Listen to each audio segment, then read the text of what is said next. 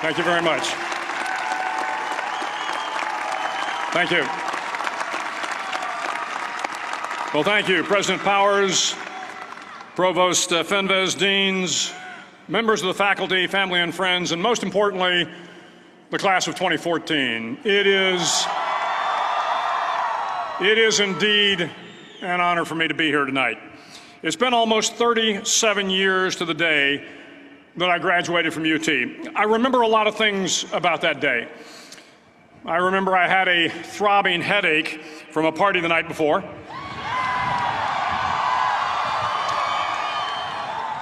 I remember I had a serious girlfriend who I later married. That's important to remember, by the way.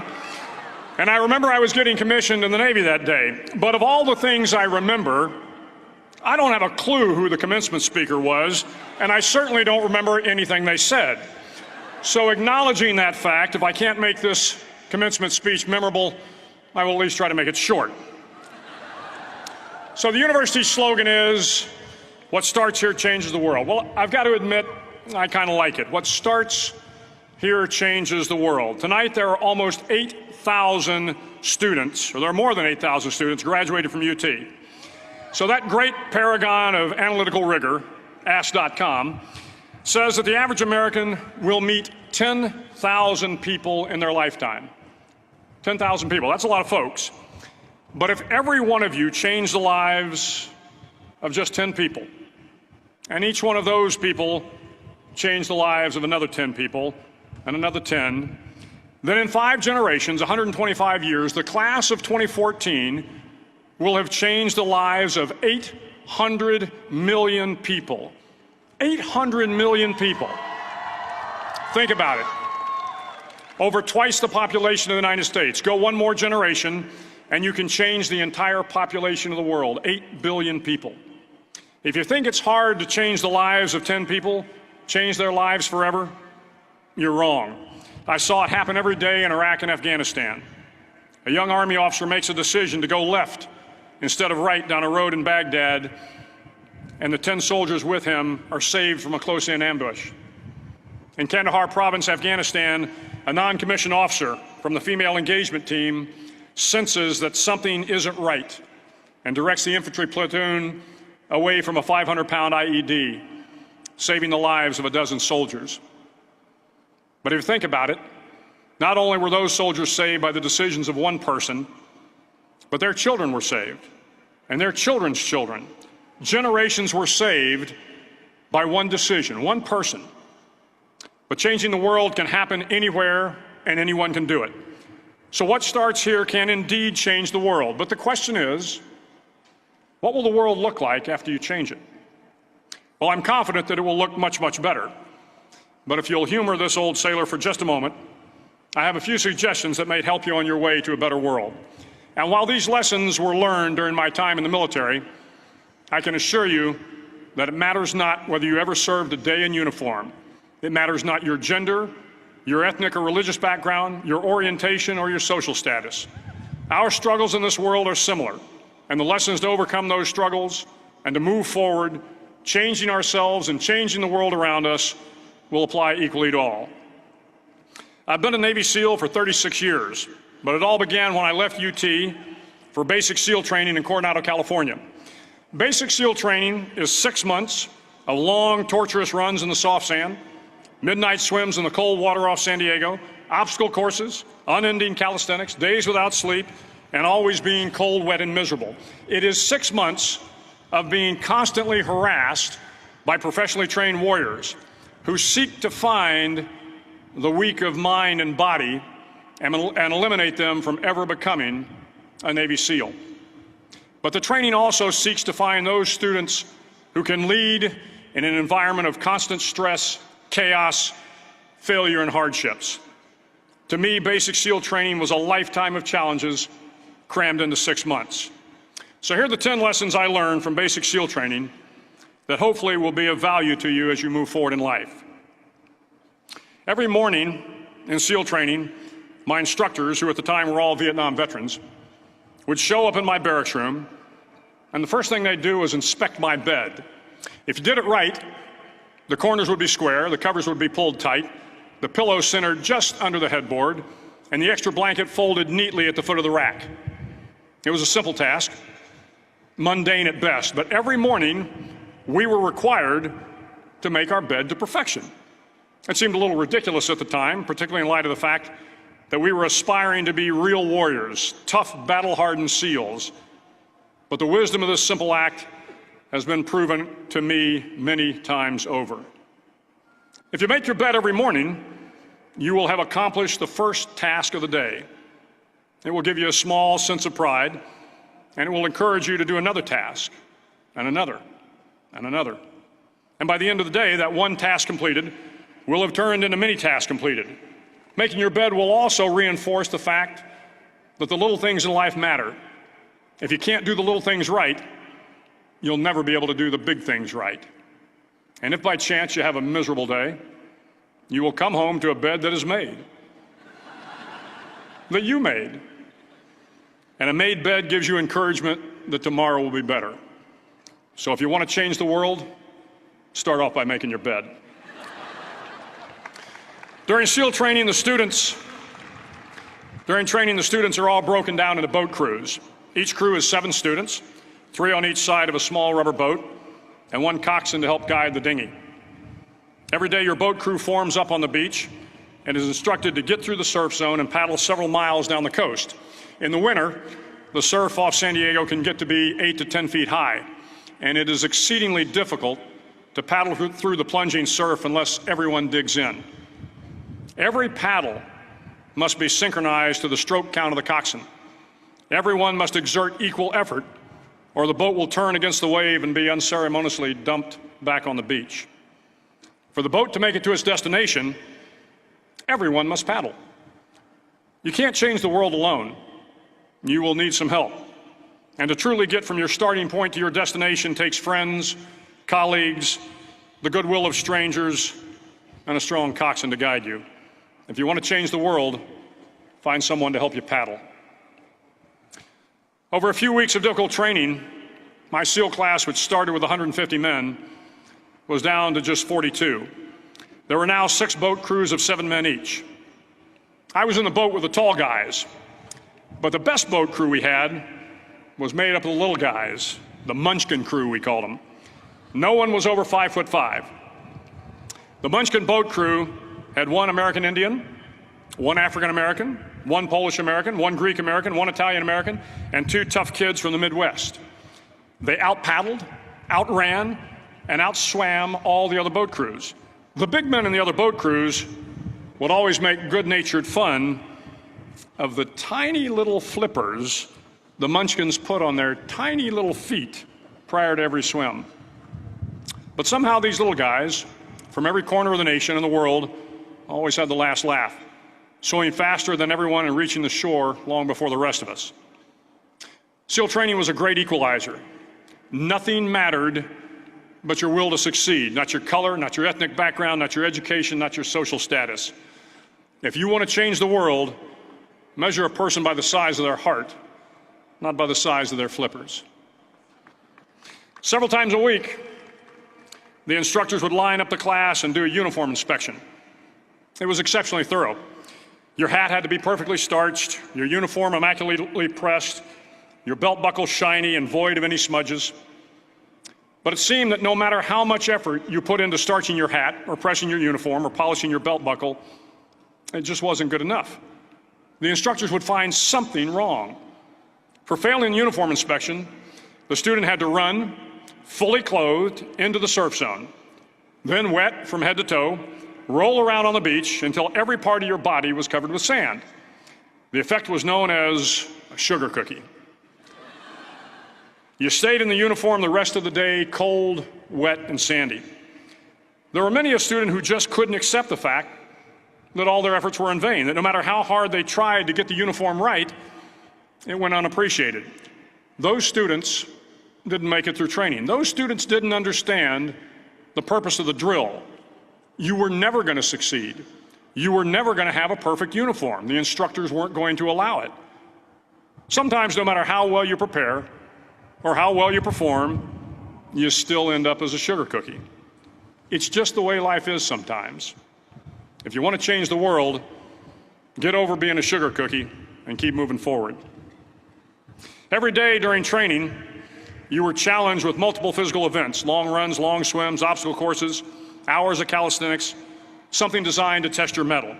Every event had standards, times you had to meet. If you failed to meet those times, those standards, your name was posted on a list, and at the end of the day, those on the list were invited to a circus. A circus was 2 hours of additional calisthenics, designed to wear you down, to break your spirit, to force you to quit. No one wanted a circus. A circus meant that for that day, you didn't measure up. A circus meant more fatigue, and more fatigue meant that the following day would be more difficult, and more circuses were likely. But at some time during SEAL training, everyone made the circus list. But an interesting thing happened to those who were constantly on the list. Over time, those students who did 2 hours of extra calisthenics got stronger and stronger. The pain of the circuses built inner strength and physical resiliency. Life is filled with circuses.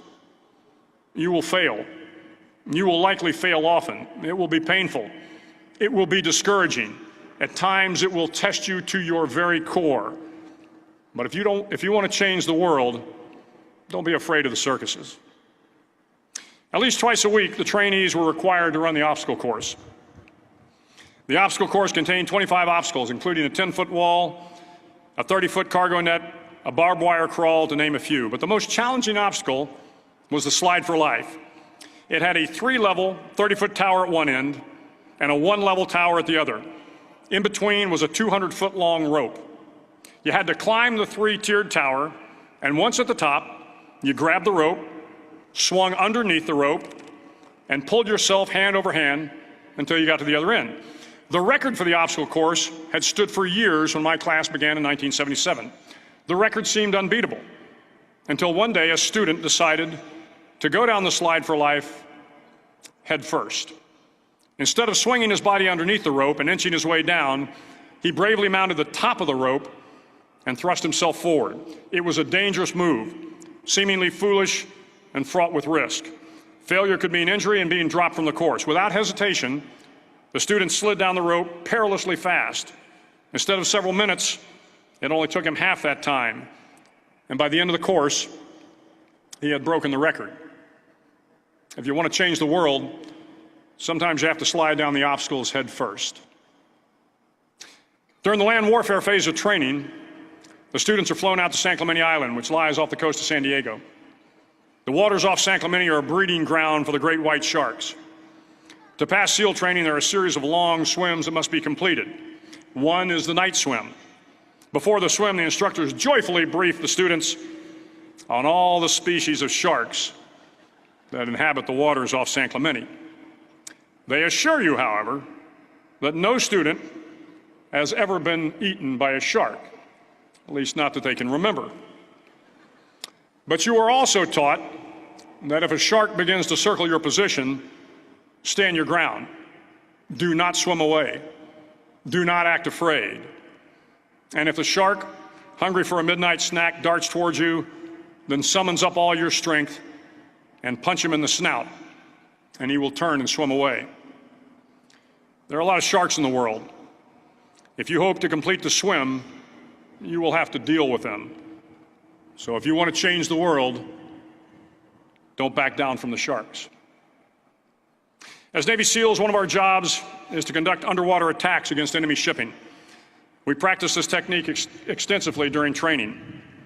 The ship attack mission is where a pair of SEAL divers is dropped off outside an enemy harbor and then swims well over 2 miles underwater, using nothing but a depth gauge and a compass to get to the target.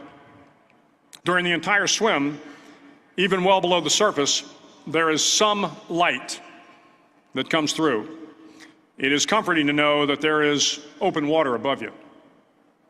But as you approach the ship, which is tied to a pier, the light begins to fade. The steel structure of the ship blocks the moonlight. It blocks the surrounding street lamps. It blocks all ambient light. To be successful in your mission, you have to swim under the ship and find the keel, the center line, and the deepest part of the ship. This is your objective. But the keel is also the darkest part of the ship, where you cannot see your hand in front of your face, where the noise from the ship's machinery is deafening, and where it gets to be easily disoriented, and you can fail. Every SEAL knows that under the keel, at that darkest moment of the mission, is a time when you need to be calm, when you must be calm, when you must be composed, when all your tactical skills, your physical power, and your inner strength must be brought to bear.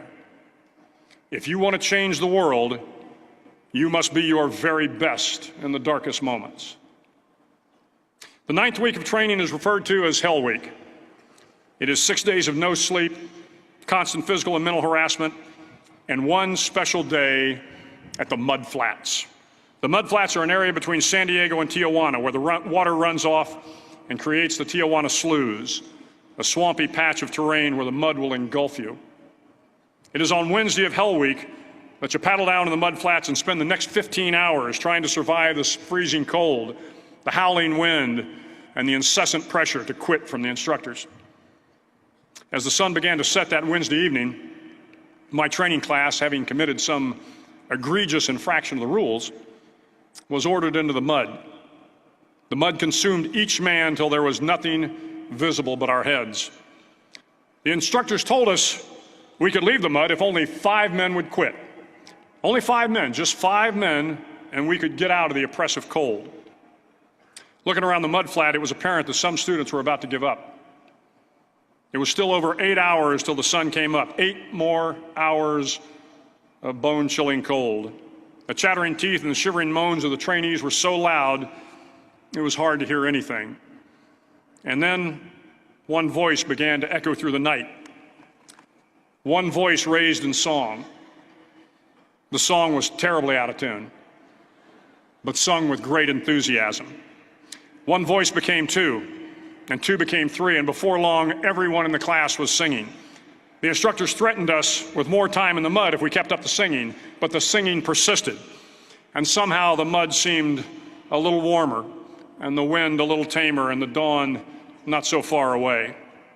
If I have learned anything in my time traveling the world, it is the power of hope. The power of one person, a Washington, a Lincoln, King, Mandela, and even a young girl from Pakistan, Malala. One person can change the world by giving people hope. So if you want to change the world, start singing when you're up to your neck in mud. Finally, in SEAL training, there's a bell. A brass bell that hangs in the center of the compound for all the students to see. All you have to do to quit is ring the bell. Ring the bell, and you no longer have to wake up at 5 o'clock. Ring the bell, and you no longer have to be in the freezing cold swims. Ring the bell, and you no longer have to do the runs, the obstacle course, the PT, and you no longer have to endure the hardships of training. All you have to do is ring the bell to get out. If you want to change the world, don't ever, ever ring the bell. To the class of 2014, you are moments away from graduating, moments away from beginning your journey through life, moments away from starting to change the world for the better. It will not be easy, but you are the class of 2014, the class that can affect the lives of 800 million people in the next century. Start each day with a task completed. Find someone to help you through life. Respect everyone. Know that life is not fair and that you will fail often. But if you take some risks, step up when the times are the toughest, face down the bullies, lift up the downtrodden, and never, ever give up. If you do these things, the next generation and the generations that follow will live in a world far better than the one we have today. And what started here will indeed have changed the world for the better. Thank you very much. Hook 'em horns.